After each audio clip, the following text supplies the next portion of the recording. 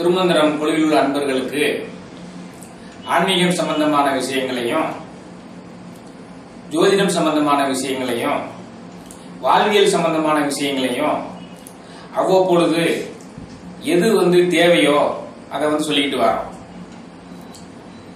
இப்போ வரன் தேடுவது எப்படி, மனைவி அமைவதெல்லாம் இறைவன் கொடுத்த வரம்னு சொல்லி ஏற்கனவே பதிவு போட்டிருக்கேன்.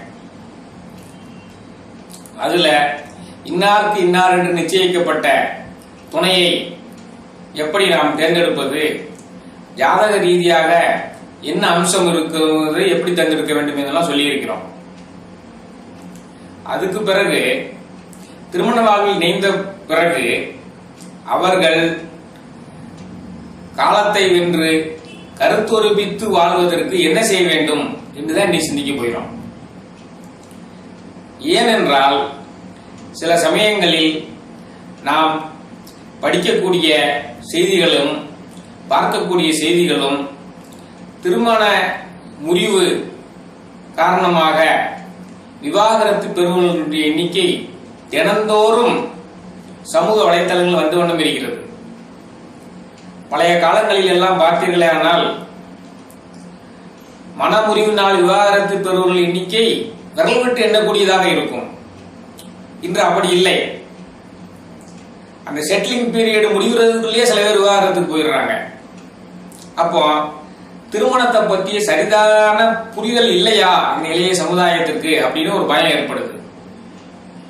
இரண்டாவது, திருமணத்தை பற்றிய சரிதான புரிதலை பெற்றவர்கள் அவங்களுக்கு கற்றுக் கொடுக்கலையா? அப்போ இதுல ரெண்டு பேருடைய பங்கு இருக்கு. பெற்றவர்களுடைய பங்கு என்ன, அல்லது அந்த கணவன் மனைவியினுடைய பங்கு என்ன, அவர்கள் எப்படி இந்த குடும்ப வாழ்க்கையை அணுக வேண்டும் என்று சிந்திக்கலாம்னு நினைக்கிறேன். ஏன்னா விவாகரத்து பெறுவர்களுடைய எண்ணிக்கையை குறைக்க வேண்டும். அதனால இரண்டு குடும்பங்களும் பாதிக்கப்பட்டு, பிள்ளைகள் பிறந்தால் பிள்ளைகளும் பாதிக்கப்பட்டு, இறுதி வரை அந்த விவாகரத்து ஆனவர்களுக்கு பிறந்த பிள்ளைகள் பலவிதமான கஷ்டத்தை அனுபவிக்க வேண்டிய சூழ்நிலை வருகிறது. தாயினுடைய அன்பையோ அல்லது தகப்பனுடைய அன்பையோ இழக்க நேரிடுகிறது. ஆக இந்த செய்திகள் எல்லாம் ஆரோக்கியமானதாக இல்லை. ஒவ்வொரு முறை விவாகரத்து பற்றிய செய்திகளை சமூக வலைத்தளங்களிலும் தொலைக்காட்சிகளிலும் பார்க்கும் பொழுது மிகவும் வேதனையாக இருக்கிறது. இந்தியா ஒரு புண்ணிய பூமி, ஆன்மீக பூமி. அத்தகைய இந்தியாவில் இப்படி நடக்கிறதா? அப்படி இருந்தால் அதை தடுப்பதற்கு உள்ள பொறுப்புணர்வு பிள்ளைகளுக்கும் பெற்றோர்களுக்கும் எந்த அளவு இருக்கிறது என்பதை பற்றி பார்க்க போகிறோம். முதலாவதாக அதற்கு தெளிவான ஒரு மனநிலையுடன், தெளிவான ஒரு சித்தாந்தத்துடன் திருமண வாழ்வில் நுழைய வேண்டும். நம்மளுடைய இந்திய தர்மத்தின்படி ஒருவனுக்கு ஒருத்தி அல்லது ஒருத்திக்கு ஒருவன் என்பதுதான் உண்மை. இத்தகைய மனநிலையுடன் நம்ம திருமண வாழ்வில் இணைய வேண்டும். திருமண வாழ்வை பொறுத்தவரையில் நோ செகண்ட் இன்னிங்ஸ், ஒன்றே ஒரு இன்னிங்ஸ் தான் உண்டு என்பதை உணர்ந்து நாம் அதில் என்றப்பான் ஆக வேண்டும். அந்த மனநிலை பெற்றோர்களுக்கும் இருக்க வேண்டும், திருமண வாழ்வில் இணையக்கூடிய ஆணுக்கும் பெண்ணுக்கும் இருக்க வேண்டும். ஒன்னே தாங்க, இந்த பிறவியில் ஒரே ஒரு துணை தான் அப்படிங்கிற எண்ணத்தோட தான் போகணும். அப்படி இருந்தால்தான் நம்ம ஒரு தெளிவான சிந்தனையுடன் நாம் இருக்க முடியும். ஒருவனுக்கு ஒருத்தி, ஒருத்திக்கு ஒருவனுக்கு தெளிவான சிந்தனையில இருக்கணும். ரெண்டாவது இன்னிங்ஸ் கிடையாதுங்கிற முடிவோட போனோம்னா தான் நம்ம ஏற்படுத்தப்பட்ட வாழ்க்கையில நிலைத்து நிற்கக்கூடிய மனநிலை உங்களுக்கு இருக்கும். எதுக்கெடுத்தாலும் உடனே சின்ன சின்ன விஷயங்களுக்கெல்லாம் புரிஞ்சுட்டு போய் அடுத்த கல்யாணத்தை பார்க்கறதுங்கிறது நம்ம இந்து தர்மத்துக்கு ஏற்றதல்ல. அப்ப இந்த சித்தாந்தத்தை மனசுல வச்சுக்கிடுங்க. எதிர்பாராத விதமாக ஏதேனும் சம்பவங்கள் ஏற்பட்டு அப்பொழுது இரண்டாவது வாழ்க்கைக்கு போறதுங்கிறது ஏற்றுக்கொள்ளக்கூடியது. ஆனால் தனிப்பட்ட முறையில தங்களுடைய சகிப்புத்தன்மை இல்லாம ஈகோவுனால பிரியறது ஏற்றுக்கொள்ள முடியாது. அதுக்கு நம்ம என்னதான் காரணம் அப்படின்னு சொல்லி பார்க்கணும். விட்டு கொடுத்து போறதுக்குரிய மனப்பான்மையை இளமை காலத்திலிருந்தே வளர்த்துக் கொள்ள வேண்டும். விட்டு கொடுக்கக்கூடிய மனப்பான்மை இருக்கணும். நம்மளுடைய எண்ணத்திற்கு 100% அதே எண்ணம் உள்ள ஒரு மணமகனோ மணமகளோ கிடைக்கிறது கஷ்டம். அப்படி என்றால் அது வேற உயிரா எப்படி இருக்க முடியும்? அதனால நீங்க நினைச்சதெல்லாம் செய்யக்கூடிய ஒரு ஆணோ நினைச்சதெல்லாம் செய்யக்கூடிய ஒரு பெண்ணோ கிடைக்கணும்னு யாருமே எதிர்பார்க்க கூடாது. குணநாடி குற்றமும் நாடி அவற்றுள் மிகை நாடி மிக்க குழல். ஒருவரிடம் உள்ள நல்ல குணங்களை எல்லாம் பார்க்க பழகிக் கொள்ள வேண்டும். ஒரு ஆண் இருக்கிறான் என்றால் அவன்கிட்ட நல்ல குணங்களை எல்லாம் பார்க்கணும். அவன்கிட்ட உள்ள கெட்ட குணங்களை எல்லாம் பார்த்துக்கிட்டு சண்டை போட்டுக்கிட்டு இருக்கக்கூடாது. அதே மாதிரி ஒரு பெண் இருக்கிறாள் என்றால் அவளுக்கு நல்ல குணங்களை எல்லாம் பார்க்க பழகிக் கொள்ள வேண்டும். கெட்ட குணங்களையே பார்த்துக்கிட்டு வேண்டாத குணங்களை எல்லாம் பார்த்து சண்டை போட்டு இருக்கக்கூடாது. இந்த மனப்பான்மை ரொம்ப முக்கியம். முதல்ல ஒருவனுக்கு ஒருத்திங்க சித்தாந்தத்தை மனசுல வைக்கணும். ரெண்டாவது விட்டு கொடுக்கக்கூடிய மனப்பான்மையுடன் குடும்பத்துல அணுகணும். சரி, தினந்தோறும் அன்றாட நிகழ்வுகள்ல ஏதேனும் பிரச்சனைகள் வரத்தான் செய்யும். ஊடுதல் காமத்திற்கு இன்பம் அதற்கின்பம் கூடி முயங்க பெரியன் அப்படின்னு சொல்லி வள்ளுவர் சொல்றார்.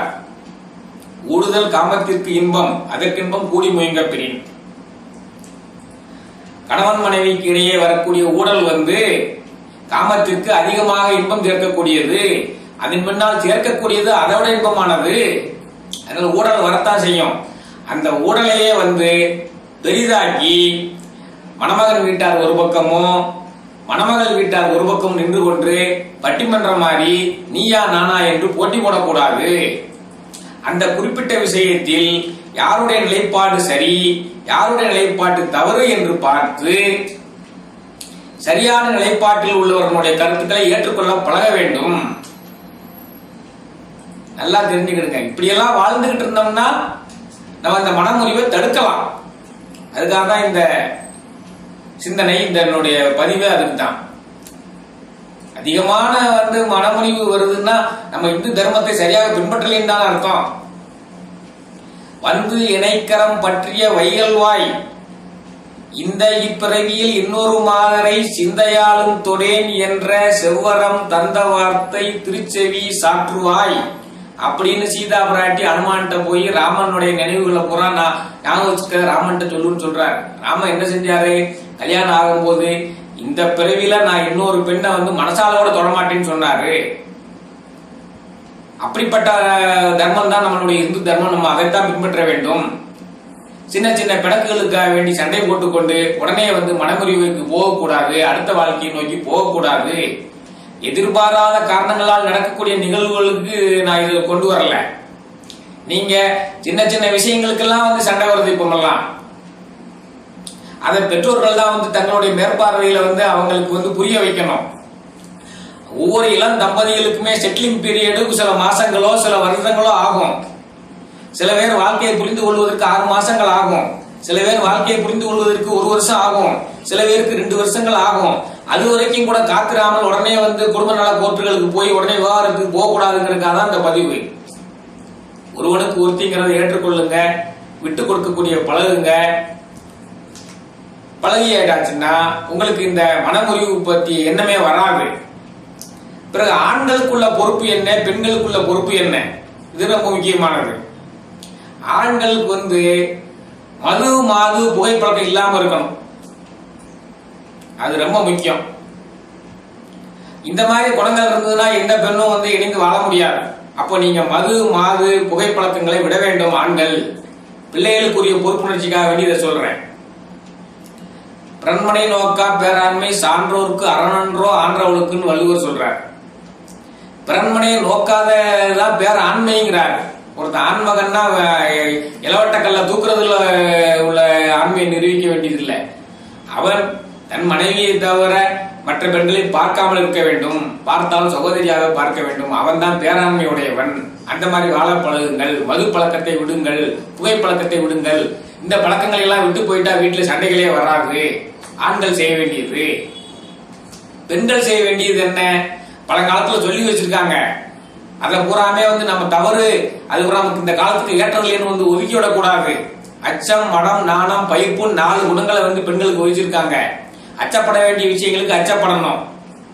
அச்சப்பட வேண்டிய விஷயங்கள்னா என்ன? தனியாக செல்ல வேண்டிய இடங்களுக்கு தான் தனியாக செல்லணும். எல்லா இடங்களுக்கும் தனியாக செல்லணும்னு நினைக்க கூடாது. அஞ்சுவது அஞ்சாமை பேதமே, அஞ்சுவது அஞ்சல் அறிவார் தொழில். அறிவான பெண்கள் என்ன, பயப்பட வேண்டிய விஷயங்களுக்கு பயப்படுங்க. நீங்க துணையோடு போக வேண்டிய இடங்களுக்கு துணையோடு போங்க, தனியாக போக வேண்டிய இடங்களுக்கு தனியாக போங்க. எல்லா இடங்களுக்கும் நீங்களே பெண் உரிமை என்று சொல்லி தனியாக போய் கொண்டு சிக்கலில் மாட்டிவிடக்கூடாது. அச்சம், மடம், சில விஷயங்களை நீங்க தெரிந்து கொள்ளாமல் இருப்பதே நல்லது. தெரிந்து கொள்ள வேண்டாத விஷயங்களை தெரிந்து கொள்ளாமல் இருக்க வேண்டும். இயற்கையிலேயே நாணப்பட வேண்டிய விஷயங்களுக்கு நாண வேண்டும். பேச வேண்டிய வார்த்தைகளை தான் பேசணும், பேசக்கூடாத வேண்டியதை பேசக்கூடாது. பயிர்ப்பு என்றால் பிற ஆண்களை பார்த்த உடனேயே நமக்கு ஒவ்வாத தன்மை வர வேண்டும், அதான் பயிர்ப்பு. இந்த மாதிரி குணங்களை எல்லாம் பழங்காலத்தில் வகுத்து வரையறை செய்து வைத்திருக்கிறார்கள். ஆண்கள் மது மாது புகைப்பழக்கம் இல்லாமல் இருக்க வேண்டும். பெண்கள் அச்சம், மனம், நாணம், பயிர்ப்பு உள்ள குணங்கள் உடையவங்களாக இருக்க வேண்டும். விட்டு கொடுத்து செல்ல வேண்டும். இப்படி எல்லாம் சொன்னால் ஏன் விவாகரத்து வரப்போகிறது? எல்லா விதத்திலும் நாம் சொல்வதையெல்லாம் கேட்க வேண்டும் என்று பெண்ணோ ஆணோ நினைக்க கூடாது.